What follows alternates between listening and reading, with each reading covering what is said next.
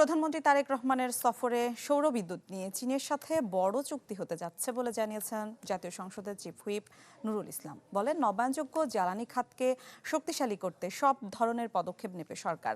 অন্যদিকে খাত সংশ্লিষ্টদের দাবি, সৌর বিদ্যুৎ ব্যবস্থাপনায় সব ক্ষেত্রে যন্ত্রাংশ আমদানিতে শুল্কমুক্ত সুবিধার। জীবাশ্ম জ্বালানির উপর নির্ভরতা কমিয়ে সাশ্রয়ী মূল্যে বিদ্যুৎ সরবরাহের লক্ষ্যে এবারের বাজেটে সৌর বিদ্যুৎ খাতে নানা সুবিধার প্রস্তাব দেওয়া হয়েছে। বিদ্যুৎ উৎপাদনে প্রাতিষ্ঠানিক পর্যায়ে উপকরণ আমদানিতে প্রত্যাহার করা হয়েছে আমদানি ও সম্পূরক শুল্ক এবং আগাম কর। তবে বসতবাড়ি কিংবা ব্যবসায়ী প্রতিষ্ঠানের উপকরণ আমদানিতে উচ্চ শুল্কের পরিবর্তন হয়নি।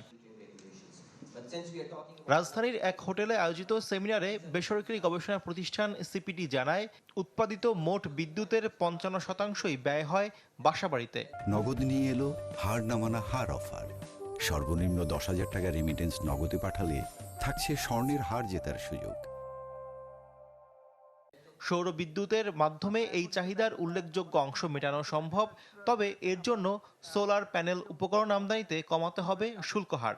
পরামর্শ দেওয়া হয়, মাত্র কয়েক বছরে সৌর বিদ্যুতে অভাবনীয় সাফল্য অর্জনকারী দেশ পাকিস্তানের নীতি গ্রহণের। চায়নার সঙ্গে তাদের ফ্রি ট্রেড এগ্রিমেন্ট এবং এটার কারণে খুব কম খরচে ডিউটি ফ্রি তে তারা সমস্ত ধরনের টেকনোলজিগুলো পেয়েছে। সেটা তাদের জন্য একটা বড় অ্যাডভান্টেজ এবং এটা বাংলাদেশের জন্য লেসন হতে পারে।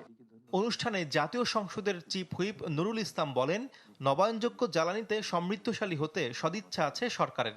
স্বল্প মূল্যে সৌর বিদ্যুতের আধুনিক উপকরণ আমদানি এবং ব্যবস্থাপনায় চীনের সাথে বড় চুক্তির আভাস দেন তিনি। গভর্নমেন্টের সকল সদিচ্ছা আছে, কোনো এই সেক্টরটা যদি এগিয়ে আসে, এবং গভর্নমেন্ট এখন বর্তমানে আমাদের প্রধানমন্ত্রী বর্তমানে চায়না আছেন, এবং আপনারা দেখবেন এখনও ডিসিশন হয় নাই, আপনারা দেখবেন বড় চুক্তি হবে আমাদের এই সোলার ব্যাপারটা নিয়ে ইনশাআল্লাহ। নবায়নযোগ্য জ্বালানি খাতকে শক্তিশালী করতে শিল্প প্রতিষ্ঠানগুলোকে এ খাতে বিনিয়োগের আহ্বান জানান চিফ হুইপ। সাফারিংসের হাত থেকে বাঁচার জন্য আমরা শফি মাহমুদ সাগর, চ্যানেল 24, ঢাকা।